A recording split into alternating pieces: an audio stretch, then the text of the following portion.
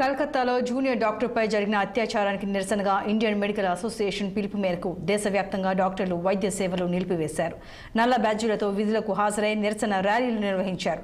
ప్రభుత్వ, private hospital doctors మరియు సిబ్బంది పెద్ద ఎత్తున పాల్గొని తమ నిరసనను వ్యక్తం చేశారు.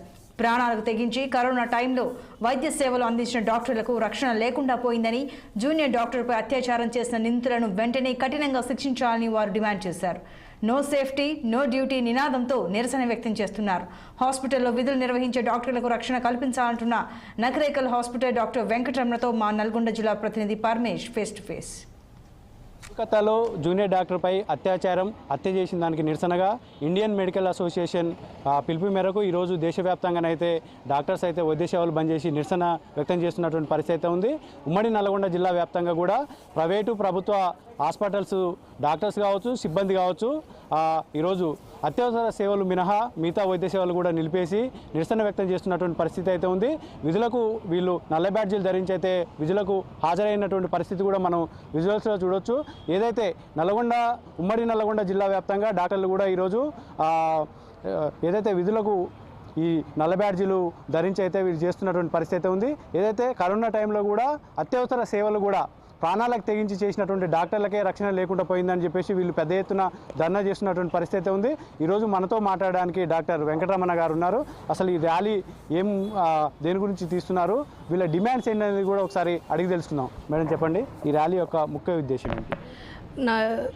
అందరికీ ఈరోజు బాధాకరమైన విషయం ఏంటి అంటే ఆర్జే మెడికల్ కాలేజ్లో కోల్కతాలో జరిగిన ఇన్సిడెంట్ ప్రతి ఒక్కరిని చెలింపజేసింది.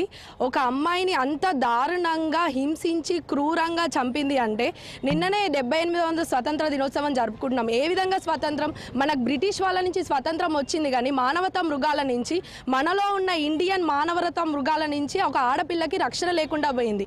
మెయిన్ మా డిమాండ్ ఏంటంటే ఆడపిల్లలకి రక్షణ, ఎక్కడ సేఫ్టీ లేదు.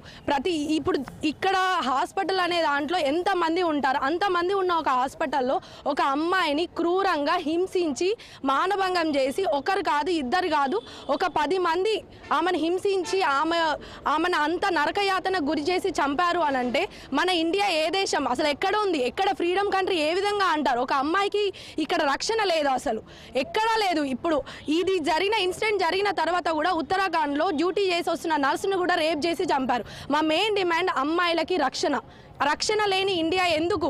స్వతంత్ర దినోత్సవం ఎందుకు జరుపుకోవాలి? బ్రిటిష్ వారి నుంచి మనకు స్వతంత్రం వచ్చింది, కానీ ఒక అమ్మాయికి రక్షణ లేకుండా మనం ఏ విధంగా చేయాలా, ఏ విధంగా అనుకుంటాము?